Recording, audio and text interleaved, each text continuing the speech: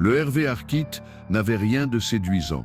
Un navire gris et terne, constellé de taches de sel séché, son pont encombré de câbles, de treuils et d'enrouleurs, exhalait en permanence une odeur de fluide hydraulique tenace qui s'infiltrait dans les vêtements et la peau, peu importe le nombre de douches que l'on prenait. Nous étions loin, bien au-delà du plateau continental, à des centaines de kilomètres de toute côte, rampant au-dessus d'une portion oubliée de la plaine abyssale. Aucun couloir maritime, aucun relief notable sur les cartes, seulement un désert sous-marin, sans fin ni repère, à plus de 4000 mètres de profondeur. Mon rôle à bord était simple, j'étais membre d'une petite équipe scientifique de 5 personnes, chargée de piloter des balayages sonars bathymétriques et d'enregistrer les données sur le réseau cloud du navire. 2 fois par jour, nous déployions notre ROV, un robot téléguidé, solidement charpenté d'acier, gros comme une voiturette de golf, équipé de projecteurs à haute intensité, de bras manipulateurs et de tout un arsenal de caméras photo et vidéo. Chaque session de plongée était sauvegardée en double, les flux bruts étaient versés dans des banques de stockage à froid redondantes. La nuit, nous passions ces vidéos au peigne fin en sirotant du mauvais café et en échangeant des plaisanteries qui ne faisaient rire que nous. Les journées s'effaçaient les unes dans les autres. La procédure était rodée, abaisser le ROV, suivre une grille programmée au mètre près, balayer chaque centimètre de vase et de pierre à la recherche d'anomalies. Terriers, panache de sédiments, restes de filets dérivants, tout ce qui pouvait rompre la monotonie du silence et de l'obscurité. Nous avions lancé un petit défi officieux entre nous, trouver quelque chose digne de recevoir un nom. D'ordinaire, il s'agissait de bouches hydrothermales, de carcasses de navires, parfois d'étranges formations rocheuses. Si la trouvaille n'était pas recensée dans la base de données et passait toutes les vérifications, on pouvait lui attribuer une désignation. C'était idiot, mais dans un monde réduit à 40 mètres de tôle flottante et aux cris réguliers du sonar, on s'accrochait à ce qu'on pouvait. Je me souviens parfaitement du jour où tout a commencé. La matinée avait été cauchemardesque pour l'équipe ROV, un dysfonctionnement du treuil avait failli envoyer 2 millions de dollars d'équipement par le fond. Tendu, distrait, mais obligé de poursuivre les relevés. Le balayage bathymétrique suivant s'afficha lentement sur les écrans, des contours flous dessinés par couches successives, des rangées interminables de néant, jusqu'à ce que Sam, notre technicien sonar, plisse les yeux. « Et, tu vois ça ?» dit-il, en voyant le signal sur l'écran principal. Là, contre le bruit de fond du plancher océanique, des groupes de dépressions hexagonales se dessinaient. Chacune faisait environ 3 mètres de large, peu profonde, mais incroyablement régulière. Au départ, on crut à une défaillance du capteur, peut-être une interférence dans l'antenne multifaisceau. Mais la symétrie était trop parfaite, elle se répétait, à des intervalles quasi identiques, et semblait s'étendre à perte de vue. Aucune élévation visible, aucun dégazage thermique, aucun signe de ventilation. Juste ces formes, incrustées dans le plancher marin, comme imprimées au scalpel. Sam relança un test de calibration pendant que nous nous agglutinions autour de l'écran. Les résultats furent sans appel, le matériel fonctionnait parfaitement, peut-être des craquelures polygonales, proposa Lucas, notre géologue, récemment sorti de son post-doc. Des marques de dessiccation datant du Pliocène. Impossible, répliqua Mara, notre pilote ROV, elle secouait la tête, catégorique. Pas à cette profondeur, la pression est trop forte. On enregistra l'anomalie, comme toutes les autres, fichiers archivés, coordonnées notées. Mais personne n'eut besoin de le dire à voix haute, on sentait la tension, l'excitation sourde. Peut-être, cette fois c'était le truc à nommer. On décida que le lendemain matin, une fois les réparations terminées, on enverrait le ROV pour une inspection rapprochée. Peut-être ramènerait-on même un échantillon, si les bras articulés pouvaient en extraire un. Le lendemain, vers midi, les réparations étaient achevées. Le ROV avait été testé en pression et déclaré opérationnel. Le diagnostic était plutôt rassurant. Un simple relais grillé dans le système de treuil, vite remplacé par une pièce de rechange tirée du local technique. Mara exécuta 2 fois la checklist pré-plongée, vérifiant chaque point avec l'équipe en surface. Propulseur vert, caméra nette, bras manipulateur, réactif. Le câble de fibre optique glissa dans le treuil en sifflant, alors que le robot s'enfonçait lentement dans le bleu laiteux du puits opérationnel. Je m'étais installé dans le fourgon de contrôle, juste derrière les écrans, une tasse de café trop amère à la main. Le compteur de profondeur défilait, 500 mètres, 1000, 2000, à 3100 mètres. Toute lumière naturelle avait disparu. Seules quelques créatures bioluminescentes passaient parfois devant la caméra, semblables à des étoiles déracinées.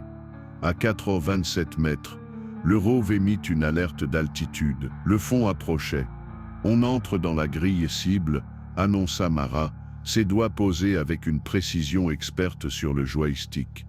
Elle actionna doucement les propulseurs verticaux, faisant descendre le rove avec grâce. Les LED jumelles s'allumèrent d'un coup, projetant une lumière crue sur les ténèbres du plancher marin.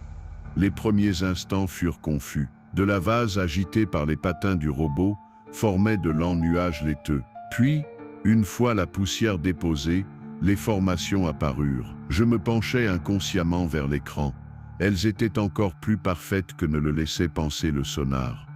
De larges tranchées hexagonales, chacune d'environ 2 mètres, taillées dans le substrat avec une précision hallucinante. Les bords étaient nets, sans effondrement ni érosion visible. Pas de traces d'altération, pas de dépôt, comme si elles venaient d'être sculptées. Un peu plus loin, entre certaines de ces formes, se dressaient des aiguilles fines, pas plus d'1 mètre de haut, effilées jusqu'à leur extrémité, telles des pointes d'acier noir. La lumière des projecteurs révélait une surface étrange.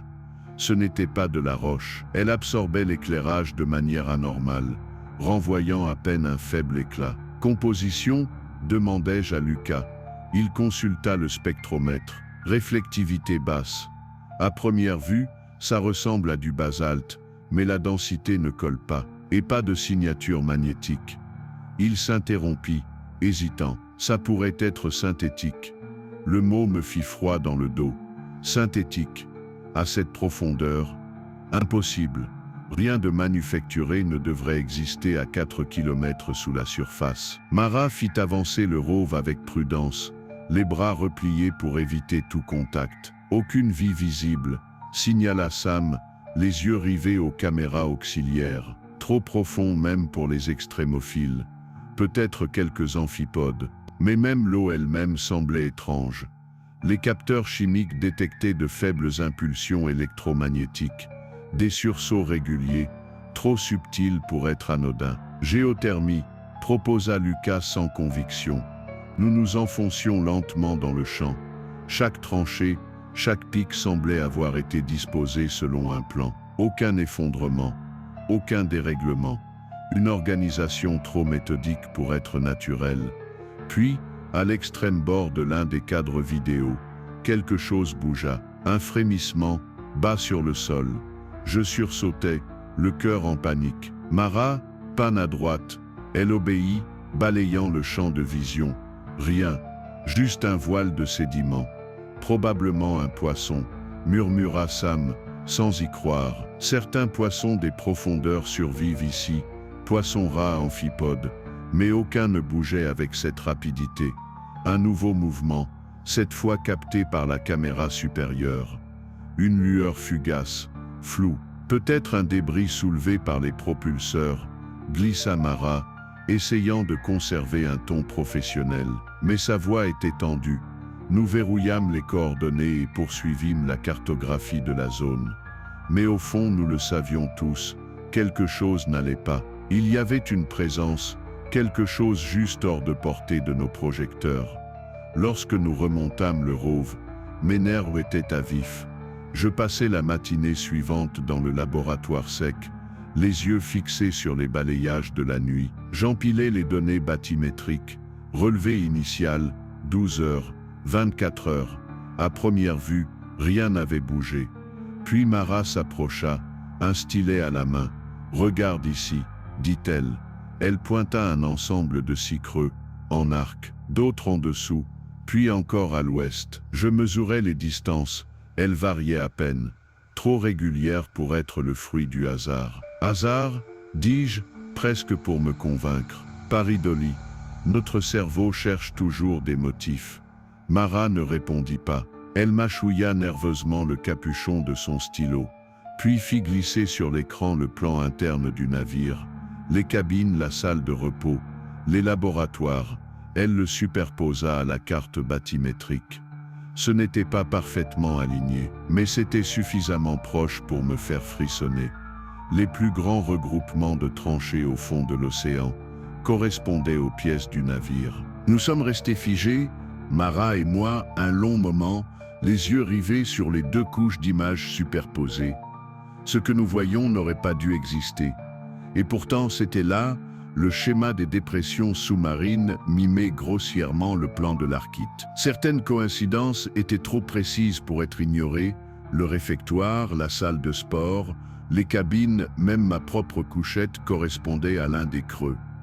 À l'heure du déjeuner, la rumeur s'était répandue. La moitié de l'équipage s'était entassée dans le labo, les regards rivés au moniteur. Les avis divergeaient.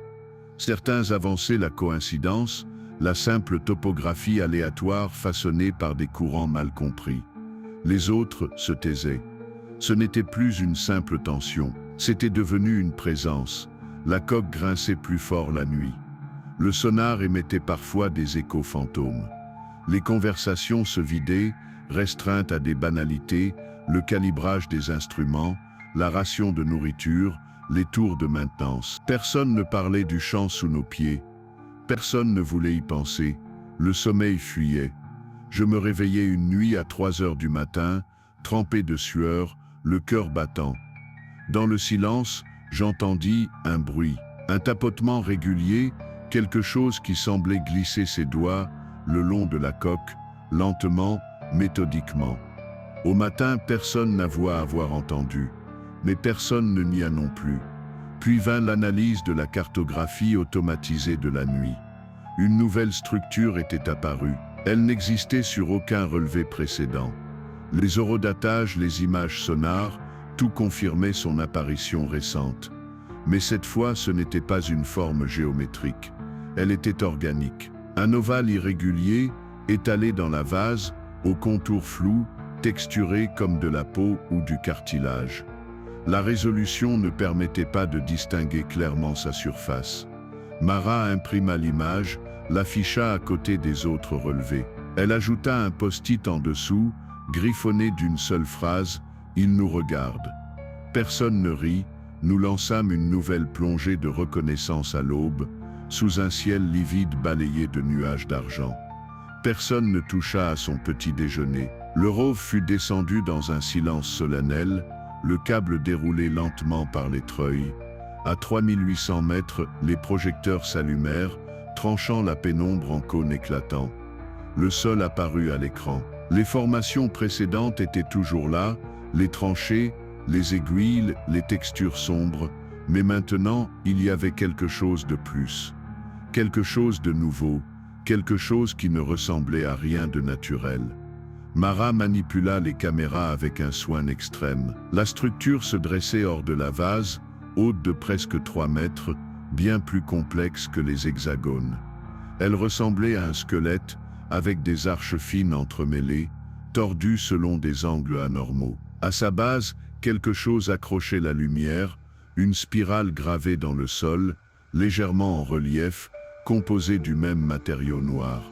Elle semblait vivante, ondulant presque sous les projecteurs. Je superposai la carte de la trajectoire du navire, les 3 derniers jours de navigation. Mon sang se figea, la spirale suivait exactement notre route. Chaque virage, chaque ajustement du système de navigation automatique, reproduit avec une précision terrifiante. Et pourtant, ces données n'étaient jamais diffusées hors du navire. Elles n'étaient pas transmises, ni relayées par satellite. Elles restaient internes. La chose là-dessous ne se contentait pas de réagir. Elle observait, elle apprenait.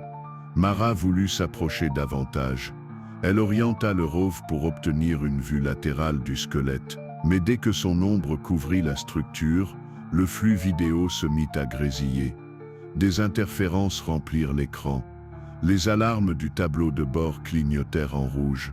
Un grondement sourd vibra à travers le plancher de l'Arkite. « Recule !» criai-je. Mara activa immédiatement les propulseurs de recul. Le bourdonnement s'atténua, mais ne disparut pas. Les instruments indiquaient des chutes de tension, des erreurs système. Pas de dégâts, non, c'était plus insidieux que ça. Comme si quelque chose dévorait le signal en temps réel. Je pris la radio. Équipe Orov à la passerelle. Perturbations électromagnétiques détectées sur le site de plongée. Adapter les scanners passifs. Préparer un éventuel rappel anticipé. Bien reçu. Restez vigilants.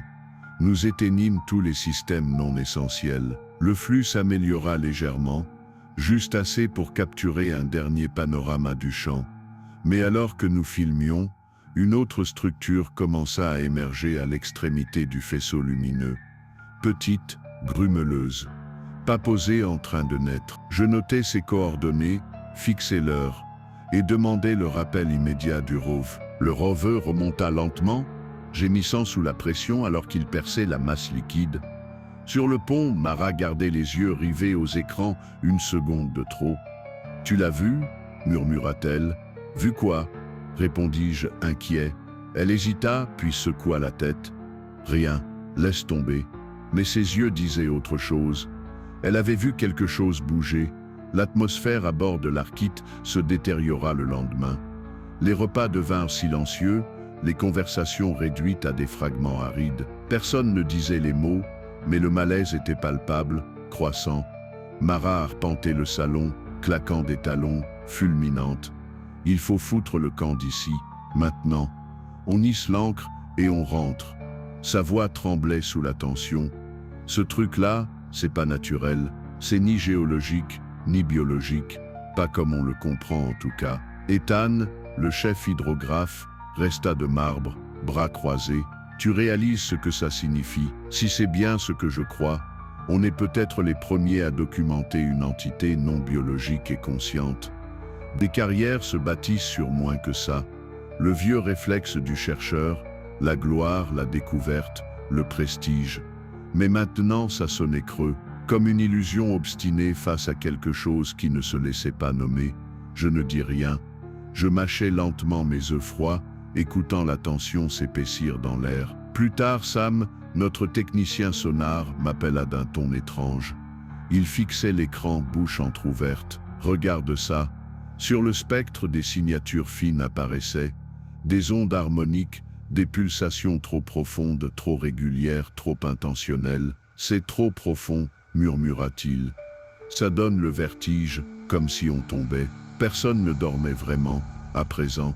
Et quand je sombrais enfin dans un demi-sommeil, je rêvais de spirales. Je me voyais pieds nus sur le plancher océanique, sous un ciel sans étoiles, face à d'immenses tours noires. Aucune eau, aucune pression, juste la sensation de chute éternelle. Nous avons lancé une nouvelle plongée dans l'après-midi. Chacun savait que c'était une erreur, mais personne ne le dit à haute voix. L'océan était calme, mais le champ avait changé. Encore, une nouvelle structure s'élevait, plus grande, plus tordue. Mara pilotait le ROV à geste sec, nerveux. L'image se stabilisa. Le nouveau spire était différent, moins symétrique, presque humanoïde. Une courbure étrange à l'épaule, des saillies là où des bras auraient pu être. Un sommet arrondi, presque un crâne. Le silence tomba sur le poste de contrôle. Il copie, souffla Ethan. Mara voulut faire un tour complet de la structure pour en capter tous les angles. Les propulseurs bourdonnèrent doucement sous nos pieds. À mi-chemin du survol, le ROV s'arrêta net. Alarme rouge. Tension du câble au maximum. Merde, câble accroché, hurla Mara. Elle tenta de dégager le bras, mais rien n'y faisait. Je basculais sur la caméra arrière. Quelque chose avait agrippé l'extrémité du ROV. Ce n'était pas un filet, ni un câble, c'était vivant. Des fibres épaisses, sombres, semblables à des algues mutantes, s'enroulaient autour du châssis. Elles pulsaient, comme si elles respiraient. Impossible de le libérer sans risquer d'endommager le système de treuil. Et sans ROV, nous étions aveugles. Il restait une seule option. Le navire possédait un submersible d'urgence, une sphère de titane conçue pour 2 personnes, le Seeker, un module de secours, jamais utilisé, à peine entretenu. Seul Ben, notre jeune technicien, était formé pour le piloter. Il ne posa aucune question. Je peux le faire. Je me rapproche, je dégage le bras. Il tapota la coque du sub comme on caresse un chien fidèle. Nous n'avions pas le temps pour des tests, juste une vérification des commandes de ballast, de l'oxygène, des propulseurs. On scella Ben à l'intérieur. Je lui fis un signe derrière la vitre épaisse. Les projecteurs du pont dessinèrent des éclairs blancs sur son visage avant qu'il ne disparaisse dans le noir. La descente prit 1 heure. Du poste de commandement, nous suivions les données. À 400 mètres, il atteignit le fond. Mara alluma les projecteurs externes. L'écran se couvrit de particules suspendues. Puis, les structures surgirent. D'abord les anciennes, ses dents brisées plantées dans les abysses. Puis la forme humanoïde, massive, penchée. Ben s'approcha, centimètre par centimètre. Les propulseurs soufflaient doucement pour le garder en flottaison neutre. Il manœuvra autour du rover. Les bras manipulateurs du sub touchèrent les filaments. C'est mou. On dirait du tissu organique. Nous ne répondîmes pas. Puis le submersible chuta. Pas une panne. Quelque chose le tirait vers le fond. Quelque chose me tire. Le sonar hurlait. Les profondeurs défilaient. Ben actionna les ballasts. Rien. Le signal vidéo devint instable. Dans un dernier flash, on vit le spire humanoïde. Puis le rover toujours emprisonné, couvert d'une membrane pulsante, et derrière, une tranchée, plus sombre, plus profonde, avec d'autres formes, plus grandes. Le signal se coupa. La passerelle sombra dans le chaos. Ethan et Mara couraient d'un terminal à l'autre, cherchant désespérément un signal, une donnée, une trace de vie. Le dernier relevé indiquait une profondeur au-delà des limites opérationnelles du Seeker. Puis, plus rien. Aucune image, aucun retour sonar. Seulement le vide lourd et assourdissant des abysses. Je restais figé devant la console du ROV. La liaison avec le robot était encore active, à peine, son système autonome luttant pour conserver quelques watts de batterie. Je tournais le joystick lentement, dans un dernier effort pour balayer le champ. Quelque chose apparut à l'écran. Là où se dressaient jadis les spires noirs, une nouvelle structure émergeait. À l'endroit exact où Ben avait été englouti. Elle n'était pas rocheuse, ni corallienne. Elle ne ressemblait pas à une formation naturelle. Elle était en train de se former, lentement, dans la vase en exsudant une matière noire filandreuse. Elle s'élevait, prenant forme. Des contours humanoïdes. Encore. Une présence. Mara recula, bouche entr'ouverte. Ethan, livide, se tenait les côtes à s'en blanchir les jointures. « Ce n'est pas naturel, murmura-t-il. Ça se fabrique, en temps réel. » Je voulus repositionner la caméra, espérant capter un indice, un éclat, un signe que Ben avait survécu. Mais à l'écran, le champ était vide. Le ROV afficha une alerte critique, batterie à 1%. Je coupais les projecteurs pour tenter de sauver la liaison. Sur un autre écran, Ethan fouillait les relevés passifs. Il fronça les sourcils. « J'ai un contact, dit-il, en signal faible, un retour sonar, en mouvement. » Et il remontait vers nous. Il n'y avait aucun autre navire dans cette zone. Pas de sous-marin, pas de relais. Nous étions censés être seuls pour encore 2 semaines. Mara, pâle comme un linge, se dirigea vers le panneau des balises de détresse. Elle s'apprêtait à l'activer. Non, ma voix claqua comme un fouet. Elle se figea. S'il vient, il sait déjà où on est. Le contact montait, lisse, linéaire, trop propre. Ethan augmenta le gain du sonar. La silhouette se dessina, petite, compacte, de la taille d'un submersible. C'est Ben, souffla Mara, au bord des larmes. Je serrai les dents si fort que ma mâchoire en grinça. Si c'était lui, pourquoi ne communiquait-il pas? Le Seeker s'arrima automatiquement à la baie inférieure. L'archite vibra doucement, un frisson métallique traversant le pont. La salle du Moonpool bourdonnait. L'équipage descendit en masse. Moi je restais là. Je n'entendais que les bips des capteurs et le silence étouffé de l'océan. Le flux vidéo du ROV était mort. La liaison tranchée, la lumière arrachée, puis une alerte passa sur l'écran. Un objet dérivait le long de la proue. Par réflexe, j'activai une caméra de secours. Faible résolution. Signal brouillé, mais je vis, encore. Pâle, gonflé, flottant dans les ténèbres. Sa combinaison orange, celle de Ben, déchirée, flottant dans les courants. Les chairs boursouflées. Le visage, méconnaissable, mais humain. Ben était toujours au fond. Ce qui était remonté n'était pas lui. Je me levai d'un bond. Ma chaise bascula, frappant le sol avec fracas. J'attrapai le premier objet lourd que je vis, un pied de biche rouillé rongé par le sel, et je courus. Le couloir menant à la baie vibrait des voix enthousiastes. Il est vivant. Il va bien. Je tournai, glissai sur le sol métallique, percuta une caisse, mais je ne ralentis pas.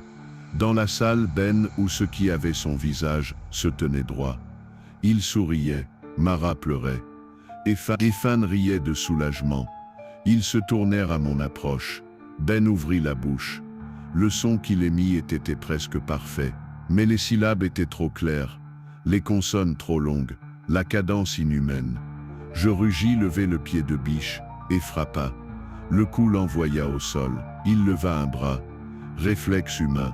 Mais la peur dans ses yeux sonnait faux. Un autre coup, et un autre. Et Fan tenta de m'arrêter. Je le repoussai. Le faux Ben tomba à genoux, sa bouche formant une expression brisée. Je levai l'arme une dernière fois, et je frappai le sommet de son crâne. La tête éclata, mais pas de sang. Juste de l'eau salée, un geyser de fluide saumâtre, noir, et des filaments verts. Épais, nerveux, qui se tortillait dans la lumière avant de s'effondrer. L'air empesta la mort des profondeurs. Le silence retomba.